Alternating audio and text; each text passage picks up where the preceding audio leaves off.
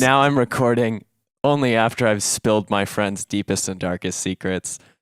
On this episode of Fancy Ramen, that's 67, May 20th, 2018. Hello, everybody. Hello, Neil. I'm Scott. I'm Cookie. And I'm Lizzie. And that's Ollie. Scott, Yeah, you can't this see is Ollie Ollie. because you're not here with us. But I feel his warming presence. Aww. I like your guys' dog a lot. He is a very sweet dog. He is a good Aw. dog. Good. Oh, he's sniffing the mic. He's saying hello. No, Ollie, bad. I've changed my entire opinion about your dog. Good. As everyone should. So how's everybody doing? Any exciting things happen this week that are not video game related? I think we should let Lizzie go first since she's a only periodic regular. We have a new couch. That's exciting. Oh, it is new. Yeah. Didn't even notice. Yep. You should sit in it when you get a chance. It's very comfortable. It's like Yep. Berkshire Hathaway sales, huh? Yes. Mhm. What else has been going on? My cousin had her baby shower. Yay. So my question is, how do they shower the baby before it's even been I not know, conceived, right? excuse me, been Birth. birthed? Yeah. I know. We don't know if it's a boy or a girl yet either. So Are they keeping it a secret till birth? They don't even know. Oh, Yeah, okay. so it'll be a Gender surprise. necessary for showering a baby? No, not at all. Not in I this think world, it's more Scott. fun. Well, but I mean, like, it does make it a little more useful if you have guests that want to give gender-specific clothing, right? Hey, boys can wear dresses. Exactly. Absolutely. What's the most... Okay, I actually do want to ask this question very quickly. It's off tangent, but it's going to be fun anyway. What's the most gender-neutral color? That's not obviously like a completely neutral color, i.e. white, black, or some sort of earth tone of That- like you that's- tan mean brown. you mean yellow? I think people try to make it be yellow. It's Yeah. either like Which yellow is- or brown. Yeah. Which Or gray. There's a lot of gray. I think gray's fine. Yellow is like a color I try not to wear. I don't know. Because you want everyone to know you're a boy, you in your blue shirt. I do have gray on though. I'm being gender ambiguous there you only go. on the So- the lower layer. Oh, and that reminds me, I should be recording video right now so you can see my gray shirt. Um, I'm sorry, my But- shirt is white and I'm wearing a purple cardigan. It's also inside out, yeah, is I it was not? just going to say. Correct. Because that's how the cool kids are doing it nowadays. Trendsetter. it's completely intentional, of course. I just wear black all the time. I don't know. It's just my color. That's Sierra's approach. I don't know if she has colored clothing. I think we've even brought this up on the podcast before. My girlfriend has goth chic, whether she wants to admit it or not. Nice. I actually Yeah. went out and purposely bought some colorful shirts for work because people make fun of me at my work. Isn't black like the ultimate professional color? though? Right? I mean, come It is. on. I have 3 black shirts that are the exact same shirt that I wear for work. So it's like 4 out of the 5 days that I work, or 3 out of the 4 days that I work, depending on the week.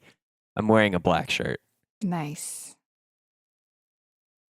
Well, that was exciting. Yeah, sorry. What have you guys been watching? So we watched, obviously Steven Universe, but we can't talk about that because Scott's not caught up. I am catching up though. I only have like 6 episodes, I think, You need to left to hurry go or up. something like that. Oh my God, I'm- you only have 6 episodes left to go? Yeah, I'm doing what I can. You need to watch Um, those ASAP because Oh my gosh, yes. craziness happens. Very much so. Okay. It's so good. So I'm going good. to try and get some more done today. So I will let you guys know as soon as I'm caught up. Does it turn out Lapis Lazuli's head was in the box the whole time? Is that a character? Lapis is. Lazuli. It is, but what's the head in Is the that how you box pronounce reference? it? Oh. Well, I can't say the movie, otherwise it's a spoiler for like a 15-year-old movie now. Oh, But okay. you haven't heard the reference, like, what's in the box? You is it You Can't Handle the Truth? What's in the box? Oh, is there a head in the box? That's a trial thing. Yeah. Yeah. A Few Good Men. No, Is it's that what it is? 13 Monkeys? No, that's a good movie, but that's 12 Angry Men. We're just gonna go that down one. in a Christmas Carol of Two Angry Men. What's in the box? Ocean's It's in 12 Angry seven. Men. Seven Sorry, is the movie. 12 Angry Men. I've also, With Morgan Freeman and Brad Pitt. And a box. Don't forget the box. And a box and a head. Okay. Gwyneth Paltrow? Is that her name? Yeah, it's Paltrow? Gwyneth Paltrow. Yeah. Her head's in the box. Anyway, getting back onto tangent, maybe. Yeah, Steven Getting back Universe. on track. Steven Universe. I've also been watching Handmaid's Tale, which is still phenomenal. Super good. But I've heard that, and I still need to read the book, but I've heard that now it's not following the book. It's kind of doing its own thing. It's pulling a That's Game of actually Thrones. good to know as someone Yeah. who's read the book and been told to watch it. It's like, Yeah. I already know how it's going to go. Yeah, it's doing its own But now I thing, but don't. honestly, I still love it. I mean, I don't see any issues with it as of yet, but There's it's so room within the book for the plot to deviate quite a bit, or I guess be Oh. further illuminated without actually like maybe spoiling what could still be a final conclusion or something. nice. I still You've need to interested read it. me in this. You're like You the third or need to fourth watch person to recommend It's it. so good. I I look had forward my- to it every week. Yeah, I had my coworker and her roommate recommend it to me, and they're like, "Oh my gosh, it's so good! You'd really enjoy it." And I was like, "Oh, really? Is it as good as the book?" And they're like, "Oh, you read the book? Okay, well, whatever." Oh, I'm So- sorry that we're dealing with Mr. Pompous, pretentious book reader I over was here. like, "Oh, I'm sorry, I read books." Well, my mom's read the book and she loves both of them. She loves the show and the book. So I Yeah. think I get that vibe from a lot of people that they like both, which is Cool. rare, you know. But I'll make sure to put it on my list. Compared to, Watch Mike Pence's Wet Dream sometime later. Oh today. God. I thought I thought the joke was Mike Pence might be gay. Well, that's a given. Is Handmaid's Tale, excuse me. No, he's just weird. Like, what does he call his wife? Mother. Like, mother or something? Yeah. Wait, So wait, basically, Mother. Really? I yeah, I know. Yeah. Okay. Like he's very Hmm. like He won't prude. eat. He like won't. he doesn't want. Spend Yeah. time with other women. If it like, he won't go out on a business dinner with another woman without his wife present or something. Right. And that's kind of what this society is like you can't like women. It's chaperoning women. It's Right. like, yeah.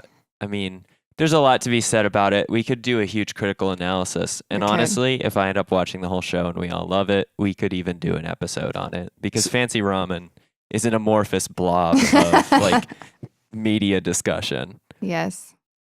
So you're telling me it's what could happen in the year 2020 should things go real wrong. Actually, 2020. yeah. I mean, absolutely. That's 2 years away. Ah, Yeah. Scary. But you know, I heard that Texas shooter, the guy who shot up the school in Texas, supposedly he did it because this girl turned him down. Best reason to shoot up a school. I mean, you're guaranteeing yourself tail for the rest of your life at that point. Or you're giving your tail to someone? I'm not sure. It's a prison joke.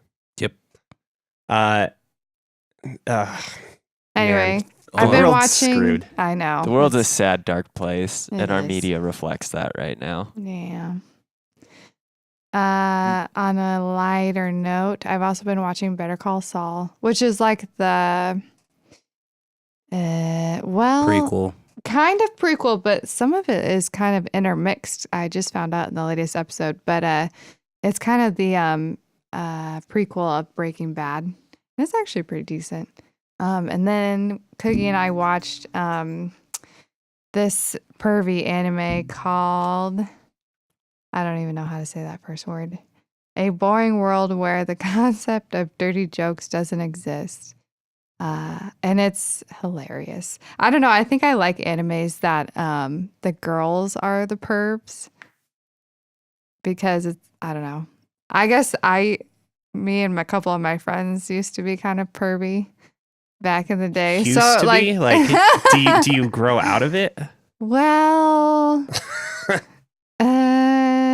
The Not fact at that all. I I mean- find these animes so hilarious probably means I haven't grown out of it. But And the first word she didn't want to pronounce was Shimoneta.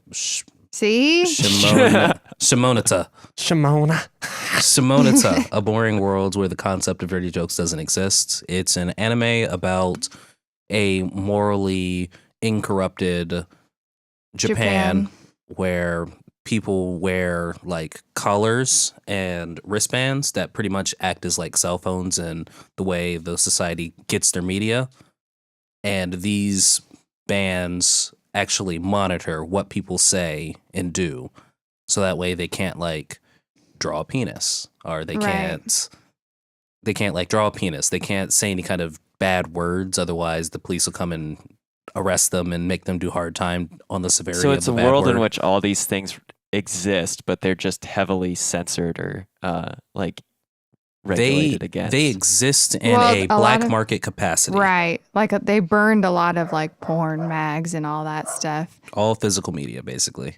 Yeah, it's pretty funny. Like one of the characters, since you can't draw like dirty things with your hand, she like draws it with her mouth. I And don't it know. becomes And even Wait, when you what? said What? collar, I thought like pervy things. When you, I don't know why. Wow. but- Wait. So they're pretty crude devices because if you can draw something using your mouth, like the collars are not actually picking up like thought Movement. processes, No. but rather they're It's picking just- up vibrations So from your it's speech. so basically it's based around the high school with the highest morality, where a transfer student, a boy, comes in and he's from the lowest morality school.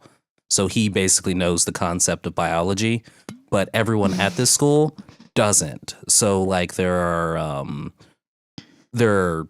rumors going around like, you know, if a boy wears ladies' undergarments, his Cucumber. cucumber becomes lady parts.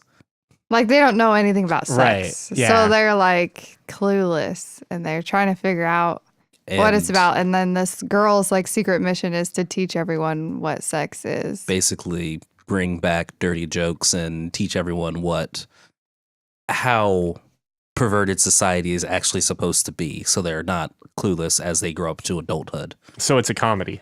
Yeah. Yes. Oh yeah. Very big comedy. Like one of the test questions that was asked is, how are babies made? And it's like, when a man and a woman fall in love, they hold each other's hands approximately one balloon length apart. And that's like as far as they get into like the Right. explanation of how a baby's made. It's like, yeah, It's interesting. lots of body melding flies. And after the students start becoming awakened sexually, they kind of don't know how to deal with things.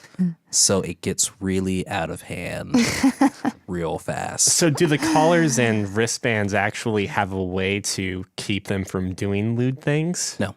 Okay, that's interesting. All right. But they were trying. So this one gal in the government was trying to pass basically like a chastity belt thing so that they couldn't actually do anything. To where they could actually control and like know exactly what a person's doing. So the girl who, as soon as she found out about like what sex actually is, she starts making like these she makes a comic book that is a yaoi of the main character and this gorilla looking character dude, and it becomes super popular among the school Super students. popular. Among all the female students. But like, so as she's finding like more dirty things to draw, she is quite literally just moving her head furiously while pumping out pages and pages Because she's of drawing with her mouth. yes. Because she can't draw anything with her hands, otherwise the sensor in her wrist will track that and she'll be arrested. But it was so funny because because people are so unfamiliar with the concept of perverted things, like they don't even recognize what they are. And that's why they get this main character guy to like help them because he's like, well, you would know what's perverted. So you're going to help us figure out what we can, get rid of out of our It's school. like there are lewd pictures hiding around the school and that students are finding. And this like right behind the girl, one of the main character girls who doesn't know what lewdness is. there's a picture of a farmhand woman holding a mushroom between her boobs, about to take a bite, basically. And she frames it to add a little more class. And he's like, yeah, we should probably burn that. She's like, I don't see what's so wrong with a field maid about to enjoy a mushroom. I don't understand why she's not holding it with her hands, but I thought it looks nice. It's pretty funny. It starts off very innocent and then quickly does not. But yeah, That was pretty funny.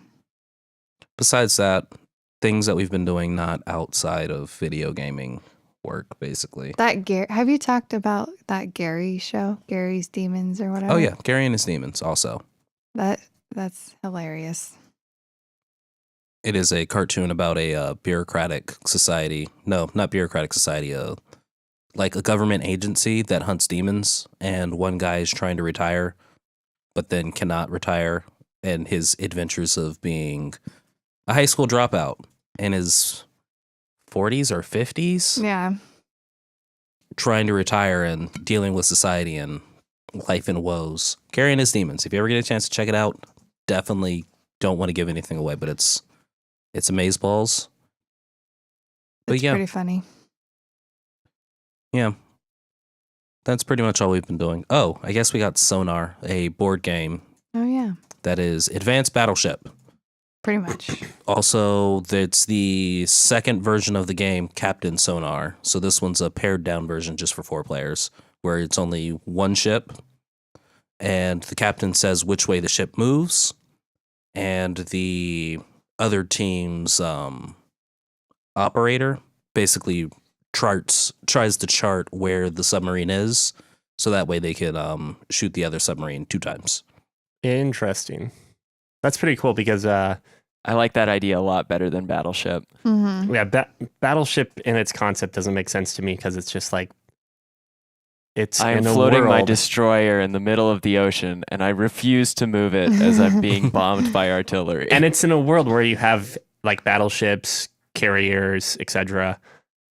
And like sonar or radar doesn't exist. Like you can't send a scout over it. I don't know. I understand. Like that's just the aesthetic of the game, but never I made sense absolutely to me. agree. Bombing random quadrants seems really stupid and just weird with the technological advancements to have ships but not have visibility.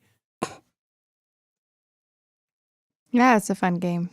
But yeah, besides that, that's pretty much been our week. How about you, Scott? I haven't been up to too much. I like I said, I've been trying to catch up on Steven Universe at your guys's I guess request. Yes. Or, yeah. And so I'm working on that. Went out yesterday and just kind of enjoyed hanging out around town with Sierra and hit up a sale at REI, which I think I had brought up before we started recording. It's really sad that Omaha doesn't have one, but I also understand why, because there's not much to do outside of the city. But yeah, I just got some gear for hiking and camping, which I'll be doing a bit of camping this upcoming weekend that I'm looking forward to. Nice. Man, I don't know if I did much else. We had our first anniversary party at my work, and so that was quite a bit of fun. We had a super cool band. We had a couple bands playing, but we had a band playing for the final act, and their bassist had the coolest bass guitar I've ever seen. It was the body of the bass guitar was the state of Montana. So Nice. roughly a A square? rectangle near the no, it's not Wyoming. Okay. We're not Wyoming or Colorado or Utah with its little hat. But it was essentially the rectangular portion near where the neck starts towards the head of the guitar, and then the jagged Rocky Mountain range that we have on our side of the state near the bottom of it. And not only was this dude's bass guitar cool, he was like a really, really excellent bassist. So that was a lot of fun. Nice. Yeah, I haven't done anything like super worth discussing though. Wait, are you I'll guys have, married? Oh, Sierra and I? No. Oh. Anniversary you meant Cookie for calls- work, right? Yeah, for work. Oh, okay. Yeah. Cookie calls Sierra my wife anyway. I But, was know. about to say if you were in this D&D game, you would Aspirational. know. You would oh know they shit! were Talking married. about marriage. No, I do have something super cool and exciting. December of next year, I have a wedding. I'll be going to. Yours? Nope. No. It will be Sierra's cousin, and we're going, and it's going to be on a palace in the middle of a lake, southeast of Udaipur, India. And so Oh. I am hyped for this wedding Wow. because That we'll sounds go to cool. India, and then we'll go visit one of Sierra's mother's old grad students in Nepal. So I'm gonna have a good like Southern Asia tour next year, and I'm hyped about it. I'm so excited. Nice. Do you like Indian food? Oh, Indian food's one of my favorites. Yeah. So Nice. even more excited for that. Awesome. Neil? What about you, Neil? What are you gonna do? I was in Pennsylvania for most of the week, and Doing Work what? related? yeah, Or work related. pleasure? I tried reading 1984 on my phone going to Pennsylvania, and I got a couple chapters in and was like, this is getting too real. And I immediately stopped reading 1984. What's that book As about soon as again? it's about essentially like a fascist state monitoring its civilians in all possible capacities with the technology imagined at the time. Wow. It's the reference And, to Big Brother that everyone yeah. makes as well. Big Wow. Brother is the figurehead or demagogue of I don't remember what the name of his nation is. Is it Oceania that the protagonist exists in? That's one of the nations. I don't know if it's that one though or not. It is way too real. It has a huge reliance upon fake news. Like the protagonist works at a fake news organization creating wow. propaganda every single day. It is an essential literary read, but also if you finish it, like the immediate next book you need to read is Brave New World by Aldous Huxley, which is like the dystopian novel Huxley wrote in response to 1984. Yeah, There which is written by Orwell, I think. So Yeah. I've read 1984 before, and I just picked it up because I had heard that the epilogue to 1984, which is apparently not included in several versions or publications of 1984, is actually kind of uplifting and optimistic compared to the proper end of the book, which Because basically the proper end is fucking dark. yeah, the main character who's named oh my gosh, It's Winston, I believe. yeah, John Winston? No, I don't remember his first name. They chose that name in particular because as a reference to Winston Churchill's name, Winston Smith, and they use Smith because Smith is like an everyman name. So He is the proletariat. yeah, they pretty much make this character out to be someone that might understand that things are really not what they seem, and he's also in a position that allows him to have that insight of like, well, my job is basically falsifying things to begin with. Not that he ever thinks that way, but by the end of the book, it basically ends with him in tears proclaiming his love for Big Brother, and So he is able to avoid getting his face chewed off by rats, and he yeah. sells out his one true love. Not one true love. He sells out another person that he has fostered like a very strong connection with Wow. at the tip of a hat for his own, personal safety. It is truly one of the darkest novels you can probably read, But especially in today's. Go ahead, Neil. well, and the epilogue, which I did not get to because I literally stopped for all of the horrible reasons and like similarities I see between America and the novel, is supposed to be something that kind of implies that the society has collapsed since then. But the other thing that I kind of wanted to draw some attention to is that the novel centers around the idea that intelligence or knowledge is power, and what the fascist state does is basically enables. They control information. Yeah, that is their most powerful tool. One of the themes that comes up is the idea that 2 + 2 = 5. And like, while we don't necessarily have anything like that today, we are so willing to accept falsehoods for what they are as truth. I mean, and I don't want to turn this into a political show, but it's just like, how the fuck are we still arguing about climate control and global warming this day and age? And it's because we're fucking idiots. That's why we're so willing to let like a dictator basically tell us what is happening. And that depressed the fuck out of me. Right. Well, I think part of the problem with global warming and people not wanting to accept it is that we have to change our lives, you know, and people are unwilling to actually do that, you know, because we would have to give up some of our privileges or luxuries, you know, that type of thing. And I don't think people want to do that. So. And industries are people. Yeah, true. And those quote unquote people don't want to do that either. Yes. Yeah, they're probably one of the biggest pushers of that. But so aside from doing that, I ended up playing a few things in Pennsylvania, and I'm trying to think of something that's not game related while I was there.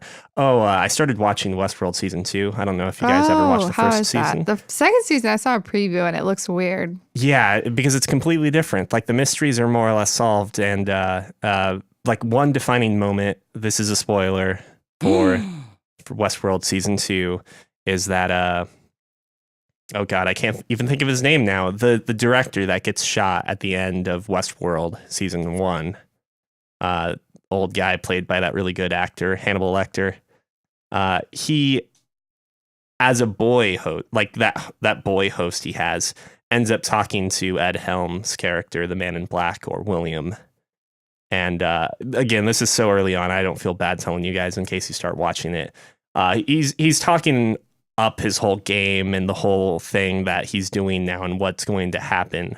And I only barely kind of heard this well because I was on a plane and, you know, headphones and stuff. I didn't get the entire picture.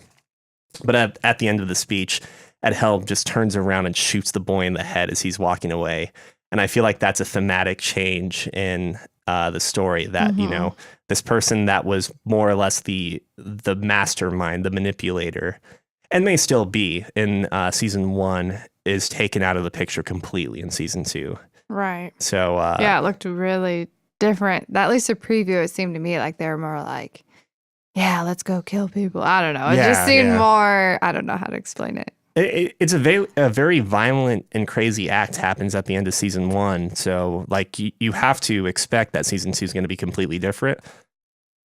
But it didn't grab me in a way that made me want to keep watching it, because it doesn't seem like there's mysteries. Like there are these veiled things going on in the background right now that the first season seemed to do pretty well. But while I was there, I did play some video games. Do you mind if I jump into this real quick? Yeah. Jump. Yeah, let's move on. The first game I played, and I'll be very quick with it, was Dragon Force, a Sega Saturn game on my mobile phone using an emulator. And I just wanted to point out, like, it's crazy what you can do with a phone now playing Saturn games, which are actually pretty hard to emulate on computers to begin with, because the Saturn is kind of weird hardware. But that, yeah, old RPG, nothing more to say about that. But it's cool that, like, my phone can do this now. Like, I feel like I'm finally starting to utilize, like, what a smartphone can do in a full capacity. That's something, like, I've really never tried to do before. But along with that, I played something that Scott played as well. And before we talk too much into it, I wanted to ask you, Cookie, if you were interested in the Red Strings Club and playing it for yourself. 50-50. Like, after last week's episode, just due to the fact that I couldn't find my wallet to pay the like $7 it was for both games, Right. I did not end up buying it. So I'm not sure if it's on sale anymore still. Yeah, I'm not sure either. So It I'll is one that I would dedicate to your wish list if you It is. haven't already, though. It's Okay. on my wish list. So you can totally spoil it. It's on my wish list, but you can spoil it. Go for it. I don't want to spoil it for exclusively the reason then Cookie may here, play it. let's do this. What kind of game is it? It's so Neil had a bartender simulator that he really liked a while ago. This is Scott's bartender simulator that he really liked. And Pottery Simulator. And Pottery Simulator. Ah. It looks and sounds super duper interesting. Call me when you're done talking about it. And analog phone line simulator. No, I mean this episode's going to go long anyway, so we can just skip. I think the we can go spoilers. without spoiling it. Yeah. Okay.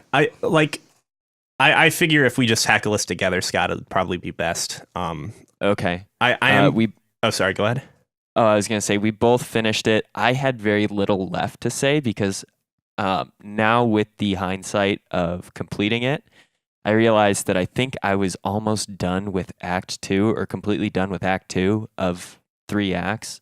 And so my feelings and opinions about the game haven't changed, besides probably been further reinforced that it is an exceptional game and a really great narrative. And the one thing that I really enjoyed about it that I don't encounter in a lot of other indie games is that each act, and Neil, you can maybe say more on this, is a very distinct like game mechanic. You're doing the same kind of like critical, moral, and ethical thinking in each segment, but in how you do it, you have a slightly different like mini gamer method in order to access that. And so in the first one, it is pottery, and I'll keep these very vague for the benefit of people who will want to play the game. The second is bartending, which is my favorite portion of the game. And then the third is doing some prank calling. So Yeah, it's a prank caller simulator. That's it's what it prank is. caller simulator, pottery simulator, bartending simulator, and it does all three of those really well. There are a couple of things that they do that make the prank calling especially enjoyable. If you have a numpad on the right-hand side of your keyboard, you can punch it in just like dialing a phone, which is really nice.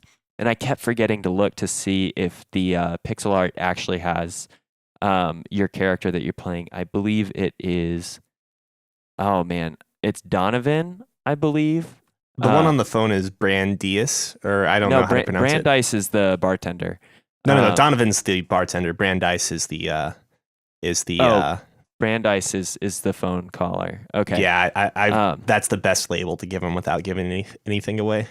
Yeah, I didn't check to see if he actually typed it out when you typed it out, but it feels very phone-like. Like they do a really good job of making what is, like a very graphically limited game and like mechanically limited, as in the controls that you execute, feel very immersive nonetheless. And so, Cookie, I really, really would love it if you played this game, and it's going to go on sale again sometime in the future, and you'll just have to pick it up and burn a couple hours on it. It's very short too. I was actually a little disappointed with how short it was just because I wanted more. Yeah. But I think that's a really good indicator of a good game when you complete it and you go, but I was so into it. All right, Neil, I've said my piece and I'll hop in if I have anything else to say, but you have quite a bit more that I think you can add. So I'm going to let you hit the floor. Well, I do want to start by saying that it's the team that made this has only made one other game so far, at least as a team. Individual members might have played other things, but they made a game called Gods Will Be Watching. And there are a lot of similarities between the two. Scott, you've played that as we talked about last week, right? Yes, and actually there was one last thing. There is an Easter egg for anybody who's played Gods Will Be Watching, in which you have an opportunity to interact with a character that is a torturer, or who performs torture. I guess that is a torturer.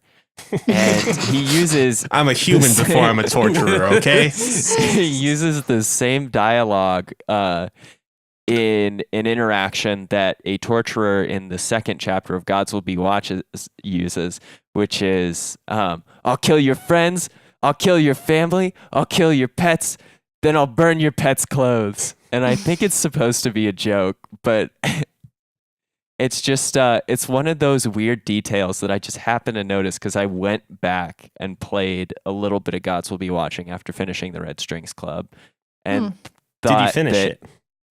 No, I'm not done yet, but I'm working on it again. So that's the best I can. That's the best I can do right now is making progress on the things you guys want me to do. Well, and so with that in mind, as you're playing it, I've particularly noticed because Gods Will Be Watching, I think, is always going to have like a place in my heart for just some of the uniqueness and in its storytelling and the lack of gameplay, if you want to call it that. It's more like menu navigation, if anything. But it's better in almost every way. It uses better ideas. It's a more playable experience. It feels more game-like. The Red You're Strings talking Club, about that the Red is. Strings Club. Okay. The writing is better and the translation is much better because there are some points in time where, and Gods Will Be Watching, where the localization or translation from, I think they're Spanish, actually. The development team is in Spain. I could be wrong. But there are some points where the English script feels a little off or weird in Gods Will Be Watching. I don't think there's a problem with that at all in the Red Strings Club. I could be wrong. I didn't encounter anything that didn't seem like it was written out by not only Native an speakers, English basically. speaker, Yeah. but a very good speaker / writer, I guess. The only issue I had with that crossed both games is it kind of felt like there were some rushed or unpolished ideas or points in that game. In both games, I mean. And I like kind of the same with you. At the end of the day, I sort of felt like they could have done more in terms of content. Like the pottery part, let's be honest, is kind of boring once you finish your first set of pottery vases, I guess. But Implants.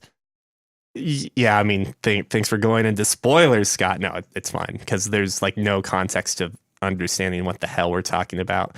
Absolutely. So the pottery part's fine. It's like once you get done with the pottery, you never want to go back to it. But the bartending portion is actually really fun, and I wish there was more involved, more guests that you need to serve. And I kind of wish that instead of just telling you what everyone's emotions are, it made you work harder at trying to search for emotions. Exactly. Yeah, Which, by the way, do you know about pink tequila? I do know about pink tequila. Okay. Because that was like the only point in the game where I felt like I had gone above and beyond with a drink. Whereas in Valhalla, which is a game all about bartending, it just, I don't know, the bartending felt like more specialized. You were told to like make drinks that would accomplish certain things. Like I want a drink that's sweet and, not sour or something. So you would go through your list of drinks and think, well, I don't think they'd like this sweet drink, but I bet they'd like this sweet drink or, that sort of thing.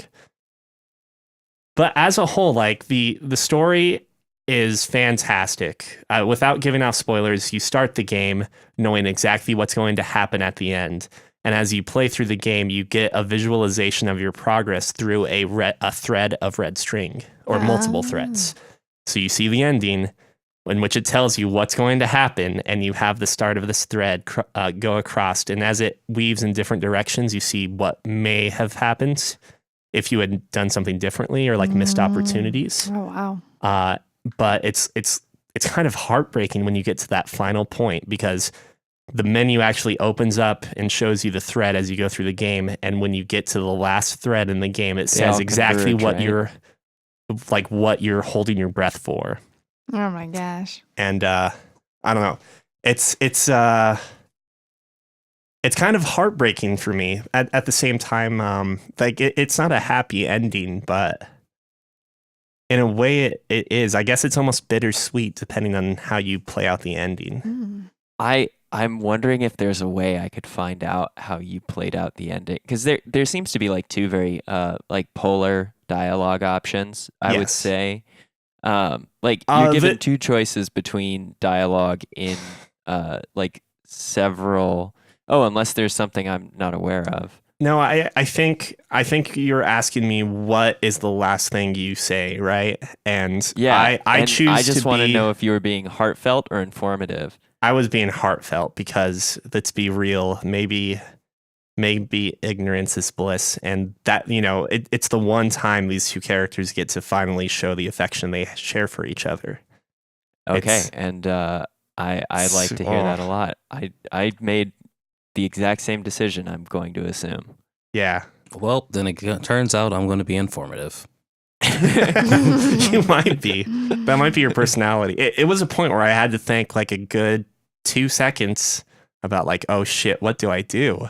Oh. And Yeah, then I the way chose to that follow the heart. The way that final scene is essentially set also seems to, like, it implies some urgency to every choice. And I actually feel that way about the whole game. One of the things I really enjoyed about the dialogue is I felt a sense of urgency in every selection I made. I didn't wait and sit and think and mull over like what I was going to do. I tried to make decisions within a 5-second span. And if it was really complex, wait like 10 seconds. So at that very ending portion, there is a point where I'm pausing and I'm just like, realistically, I shouldn't have this amount of time to make this option. And I'm glad I have it as a player, Yeah. but as I guess as a more immersive element, they could have found a way to like truncate that. There are plenty of games that when you're provided with 2 options or even more, they give you like a little bar that's essentially depleting before it makes a random decision or a canon decision or whatever that is. And I think that could have been utilized. And even though it wasn't, I'm still very happy with the game. And I don't think it was a necessary element, but I definitely considered its implementation in the game at points in time. Well, so going from a game that truly does make you feel like immersed with a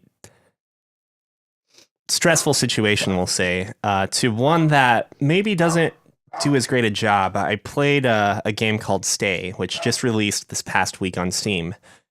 And the concept is that the player turns on the game as if you're turning on a computer, if you will, which opens up like a chat app to a person named Quinn, who has just been abducted and put into a locked room. The player does not control Quinn, but instead messages him with like words of encouragement or advice on like what he should do to try and escape the room. And there's their element of urgency is added when the character Quinn finds a cat with a collar with a timer on it. I don't know if that always happens in every playthrough. But it seems to be, and it's something like 13 or 14 hours. So the idea is that if you don't finish this game in 14 hours, because the game tracks the time you spend away from it, something happens. I'm not sure yet. And it's kind of interesting because we started playing it a bit before dinner, and then we decided to go get dinner. And in the back of my head this whole time, I'm like, oh man, I've spent some time away. I wonder if Quinn's okay. But when it was an hour of away time, I get back and I turn on the game, and it even shows you like time spent with Quinn and time spent away. And it was like 45 minutes with Quinn, 1 hour and something away. And I was like, oof. All right. Well, I left him when he was like, trying to gather his gather his head, take a breath, etc., whatever. So he had some time to rest, and he didn't really acknowledge I had been that long, spent that much time away. So I'm not really sure if they actually take that into consideration, aside from that 13 or 14 hour limit in which you have to beat the game. And another thing that comes to mind too that kind of breaks that whole immersion is that if you get Quinn killed, which I've gotten him killed twice now, it has like a restart screen, which also lets you jump backwards in chapters. But in the process, because Quinn's dead, the timer is off at that point. Oh. So I purposely was looking for a way to kill Quinn off before I went to bed last night because I didn't want to play the game anymore. Wow. Which that seems like bad game design, right? True. Or just bad friend design, Neil.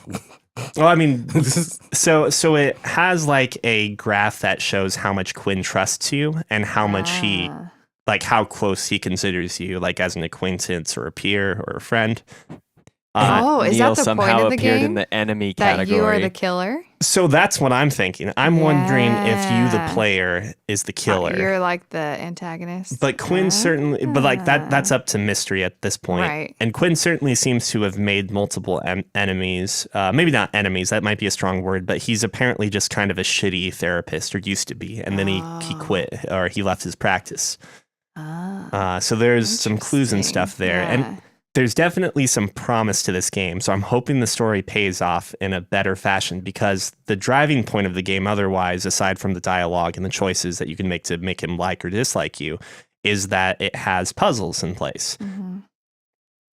And maybe the closest thing I can say to the puzzles are they feel like they are just a pixel version, because I should know it's a pixel-based game in terms of appearance, are basically ripped from like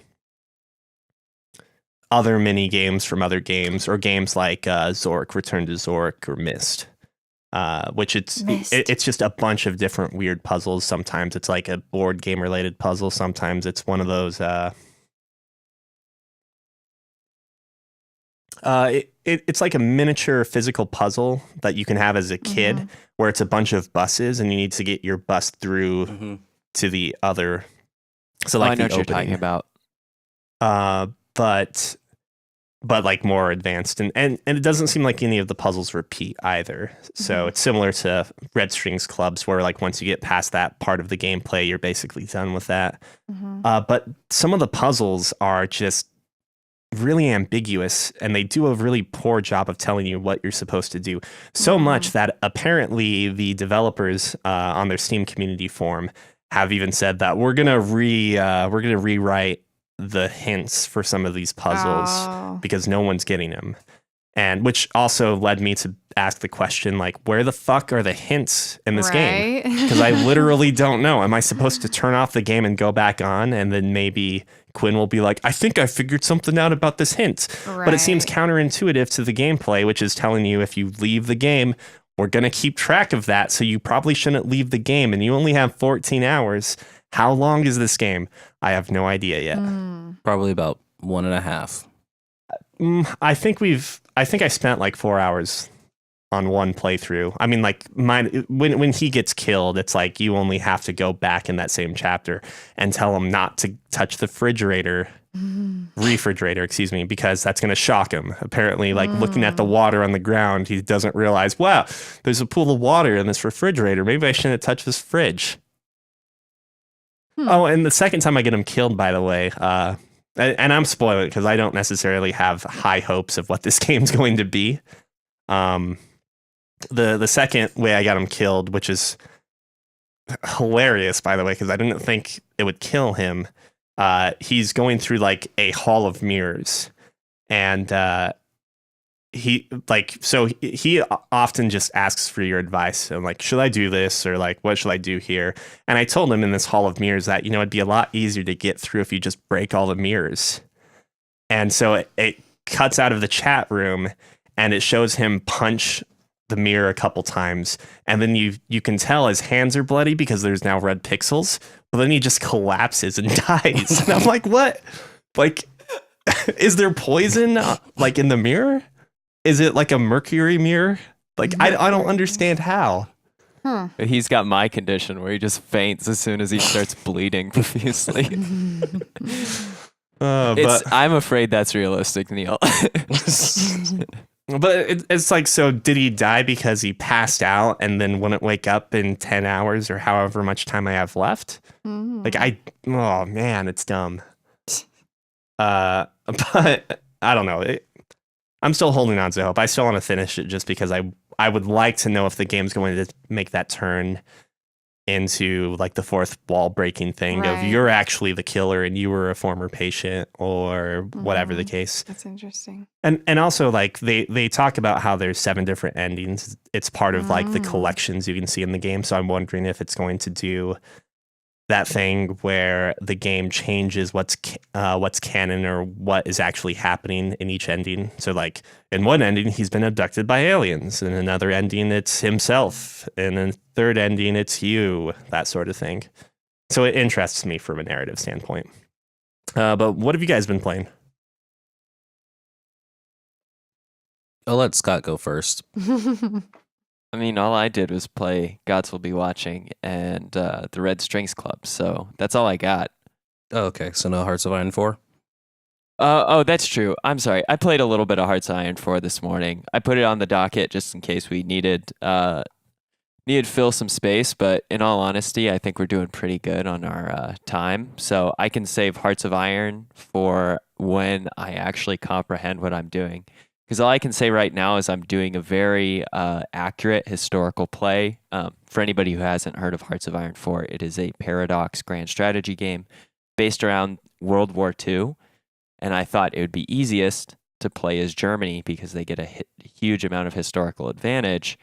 And I played realistic Hitler because I didn't know what the fuck I was doing the whole time I played it. And I was like, so this is what it's like to have syphilitic insanity. Like, I don't know how to move my troops. I don't know how to put a general on them. I've gone ahead and won my fight against like France, and I'm really killing it on the Western Front. Wait, what's this? Poland has surrounded my capital. And then I had to quit the game. So we can talk more about Hearts of Iron 4 once I understand exactly what it is that I'm doing in that game. Perfect. And when it comes to me and Lizzie's gaming for the week, it's been very run-of-the-mill, same old, same old. Mm-hmm. Wait, Yeah. have you Call of actually Duty. played anything this week? It's been. What have we been doing? I don't think Lizzie's actually played a video game this We week. played Call of Duty. We did? Yeah. Okay, so Lizzie's played a little Call. Oh yeah, we did play a little bit of Call of Did Duty we together. play? It's been a watching week, It basically. has been, yeah. Well, I can say I turned on a couple of video games. I booted up Bloodborne for the first time yesterday. And yep, that happened. Got killed the one time, got into the hub world, spent about 30 minutes into the hub world before I could figure out how the hell to like spawn back into the actual place to actually do things. Wandered around there for a little bit and had to go. I turned on Huddleful Boyfriend this morning. Get my fill of cute pigeons. Kawaii senpai pigeons. Yep. Turns out your character's not a pigeon. Yeah, no, you're a human girl. Going to a pigeons. school for pigeons. Yeah. Yep. And I turned on Overwatch for the first time and was like, man, this game is slow and jankety kind of. You mean on PlayStation 4? Or? On PlayStation 4, yeah. It's like, okay, cool. That was gaming for the week, man. Not much. Good thing we got all this news So and junk. when you played Bloodborne, are you connected to the servers online? Yeah. So did you read any awesome messages as you went around the hub world? There weren't that many awesome messages to read. Oh, do they get filtered for the first trip in? Or Maybe. Scott, you might know about that more. Do the messages time out over like a certain number of days or months? In what game? Bloodborne? Bloodborne? Actually, I don't think I know that. I feel like they either have to have like a random priority of appearance if there are several in the same spot, right? Because you don't have messages like on top of one another when you play the game. Right. But there are messages that have like so many like thousands of like approvals that I can only imagine that they stick around, if not indefinitely, for a very, very long time. Because I can't imagine that there are like thousands of players all praising a single message in a game. Like, I didn't even learn how to praise games in Dark Souls or Bloodborne, and by learn I mean take the time to see that there was a button prompt for it until I was like halfway through Bloodborne. And that's after I had played 2 Dark Souls games for hundreds of hours. So they've got to time out at some point in time or have some other priority system in which they don't show up for more than a selected amount of players. Oh, it just occurred to me. You probably don't have any insight yet. Insight to what? Isn't that the item? The eyeball. Yeah. The eyeball score. You don't have any eyeballs. I have You need no 20 eyeballs. insight, Cookie. I think you need approximately 20 insight. Don't you just need 1 to activate the character improvement or level up system? Yeah, you only need 1 to do that, Okay. but I'm saying he needs 20 to enjoy all the spooky, horrific stuff that you get to see with a high amount of insight. Dude, I can't wait to talk about the story for Bloodborne with you because it's so fucking weird. Well, you might Wild. not be able Yeah. to talk about the story of Bloodborne for me.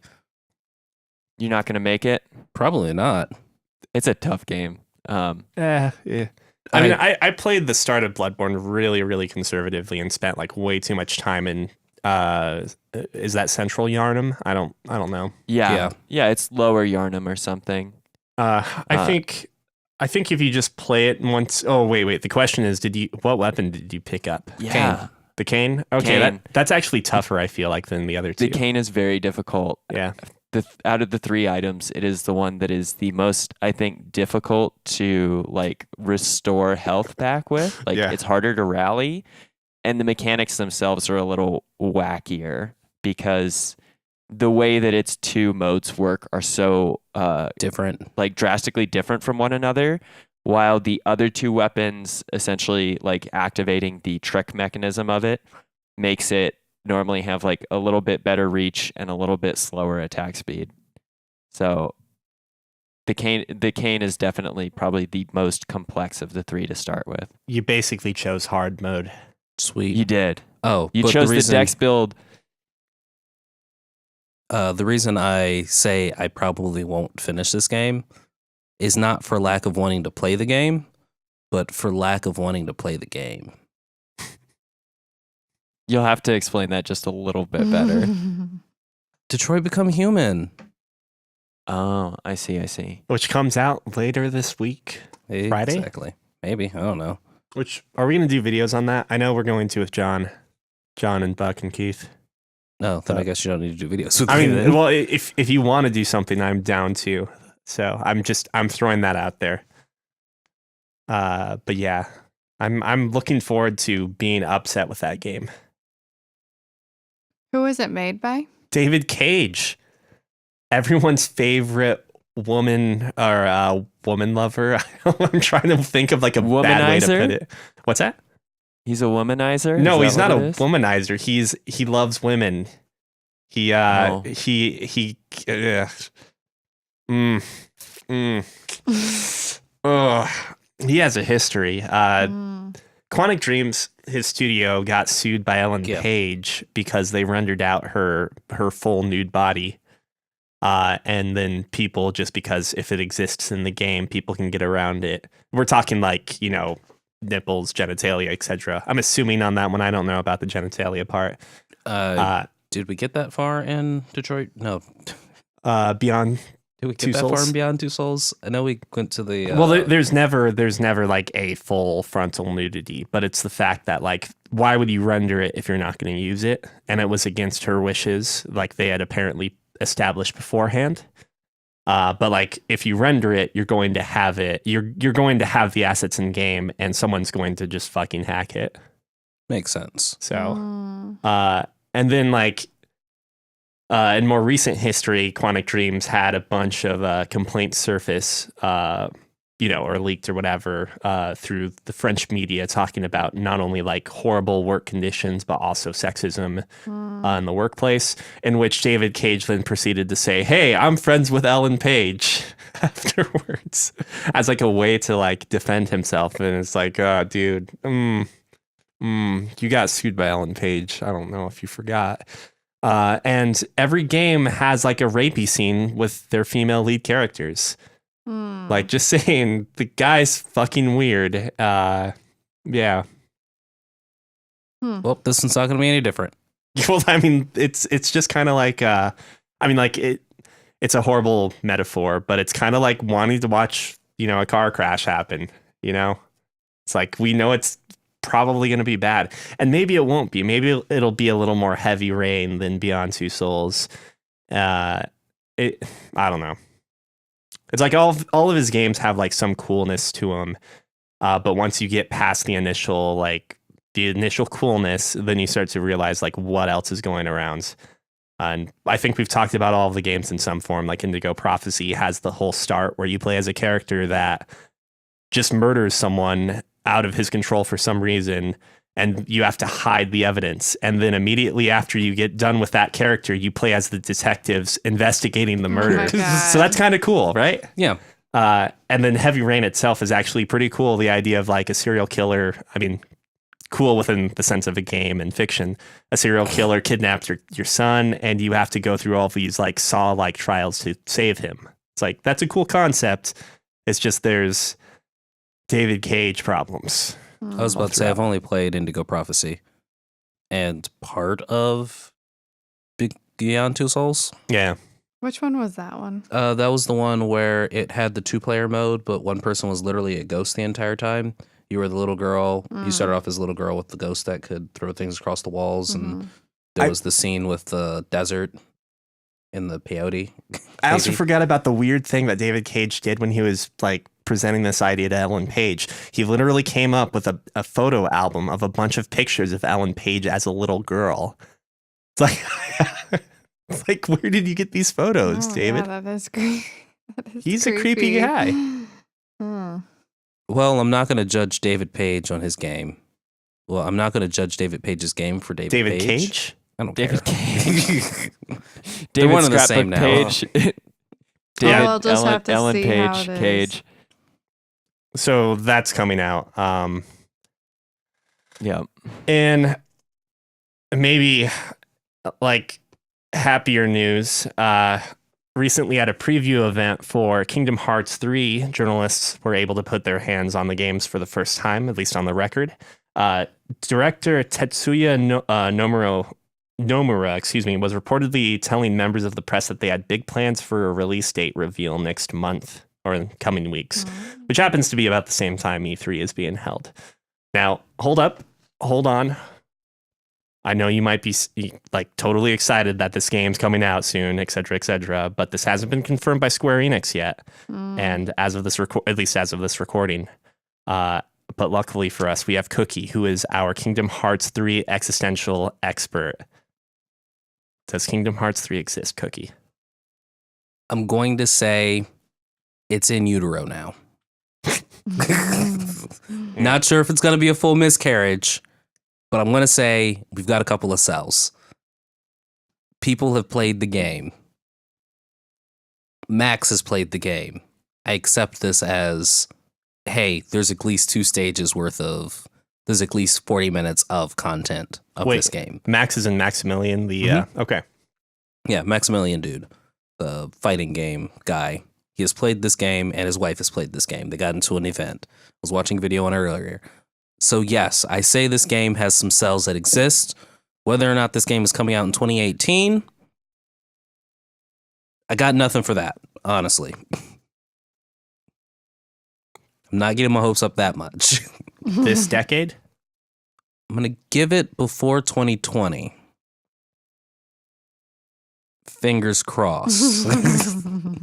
I mean, they basically have the whole game confirmed at this point, like the 10 areas that's going to take place. And I'm not going to name them off because I don't remember half of them. One of them is the Toy Story. Monsters, Inc. would be a second one. Yeah. They're revisiting some of the Kingdom Hearts 2 locations as well, which encompasses like 3 or 4 of them. I don't know Kingdom Hearts, so I can't name them off. I know they've got Olympus, Toy Story, Traverse Town. What about Wreck-It Ralph? I think he's just a summon. I don't know. I haven't looked at like any kind of full list. I've kind of been on like a blackout because it hasn't mattered. He's just a summon.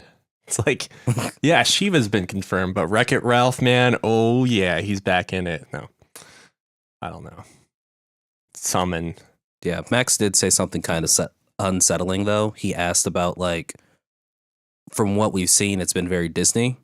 He asked about where's the Final Fantasy, and they were like, we can't say anything yet. So yeah. Why do you think that is? Because they want to surprise everybody probably, or there's not going to be as much Final Fantasy as we want. But either way, the game's in utero. We've got a couple of cells.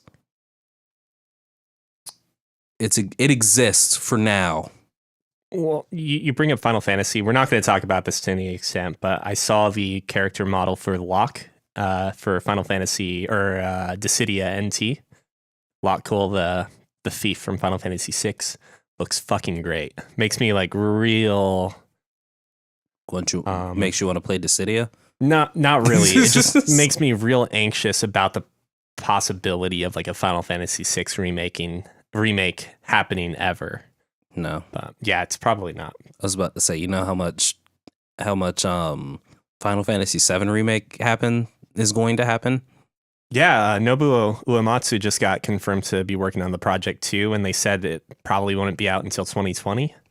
So that means like 2021, 2022. 2025, 2027. Yeah. Being close to... I'll be like 37 then. It's crazy. 38. Oh, man, that's depressing. Moving on to other news that's not so depressing. I'm jumping around on the topics here in case you guys are trying to follow around. Shenmue 3 got delayed. Well, okay, let's get through the shit news first. Yeah, Shenmue 3 got delayed into 2019. You said not depressing. Big surprise. I'm going to go ahead and add a snapshot of my face here about my surprise at that into the Discord, just so you guys can kind of have an idea on how I'm feeling.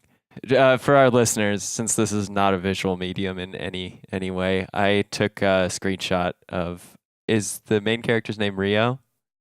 Yeah, Rio. Yeah, I took a screenshot of one of Rio's many single expressions in the Shenmue 3 trailers. Which, I mean, it does express about every emotion I think a face possibly could. He looks angry, confused, surprised, constipated.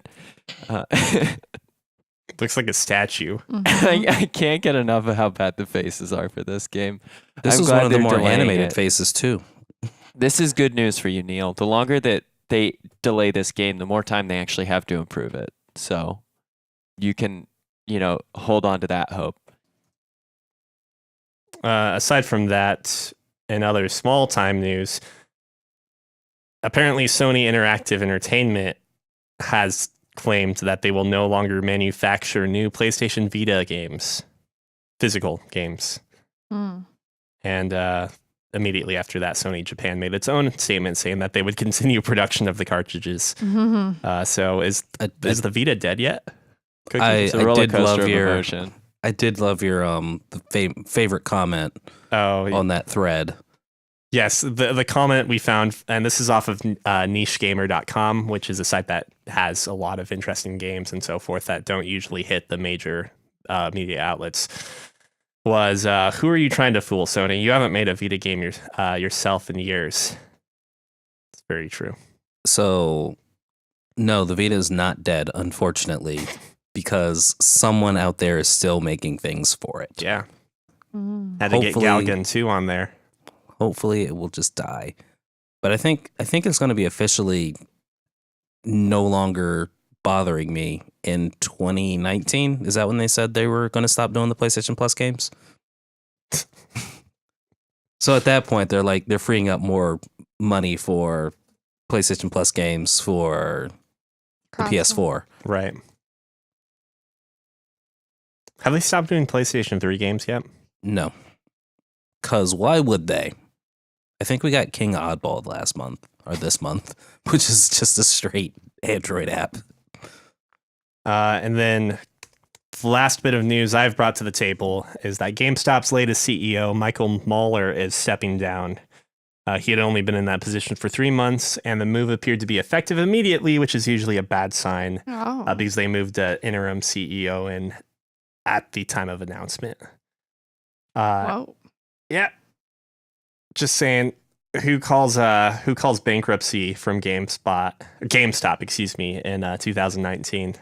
Anyone willing to make that wager? A lot of places have been going bankrupt lately. I mean, it's 2020. It's kind of related to Toys R Us, of course. Right. 2020. 2020. Yeah, I'm a gambler. I'll also hop on that bet. So Neil, you're taking they hold up, or are you betting on Oh, I'm 2019? I'm not making any wager here. You're not making any bets. Okay, and cookies saying by 2020 they're out. 2020, I got the chapter 5 in 2020. Okay, so I'm gonna take We're the going riskiest specific. bet, and I'm gonna say I believe in GameStop. They're gonna make it through this just fine.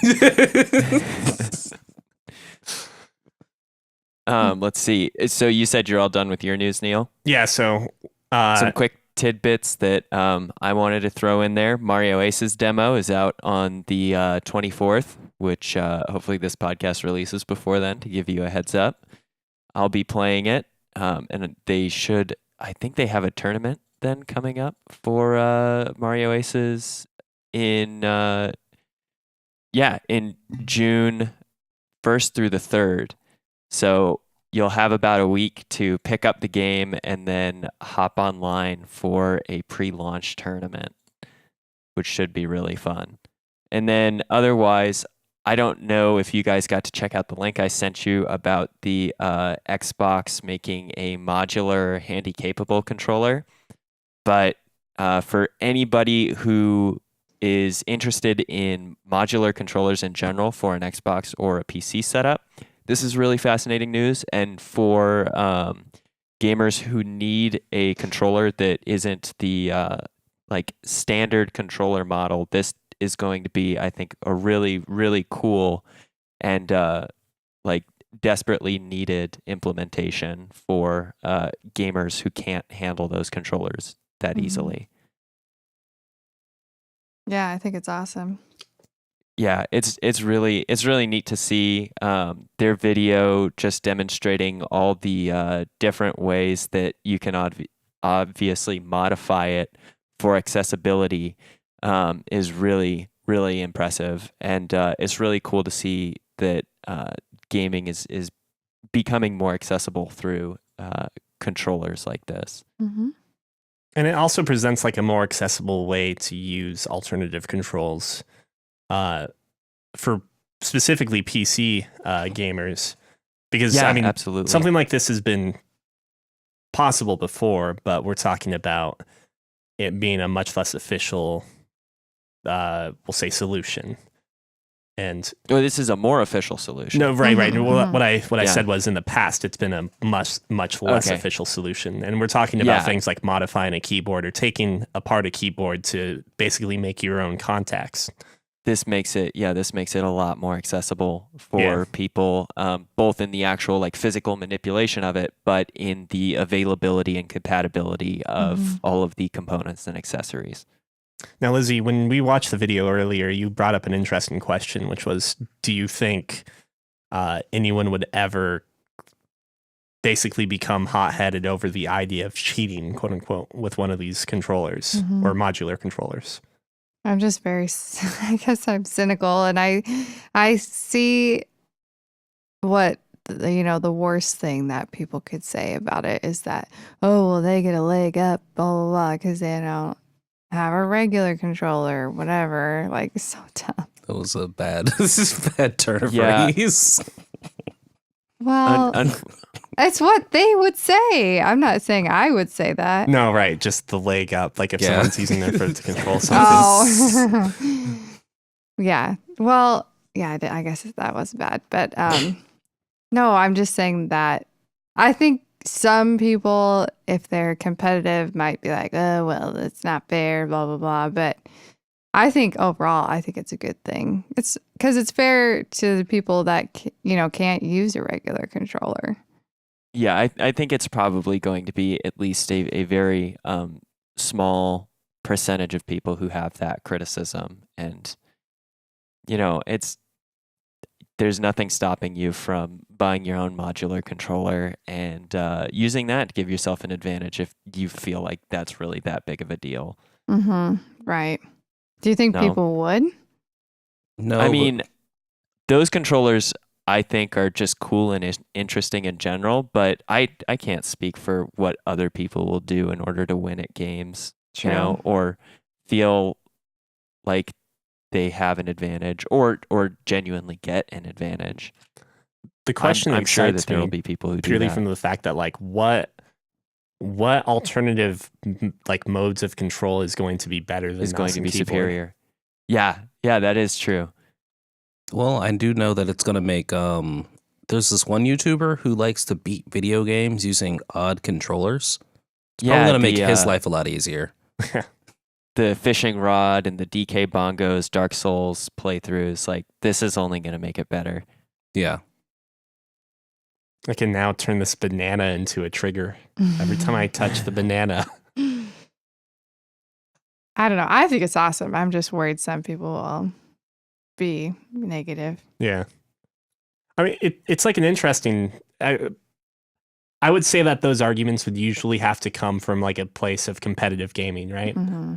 And but I think most competitive gaming nowadays is going to be very not toxic. At least the communities of competitive gaming try to stay as untoxic as possible. From the only competitive gaming I watch is the fighting community. They're very not toxic and very good about, they're toxic in ways, but they're very good about like, hey, this is the controller that you're going to be using. We're not going to stop you.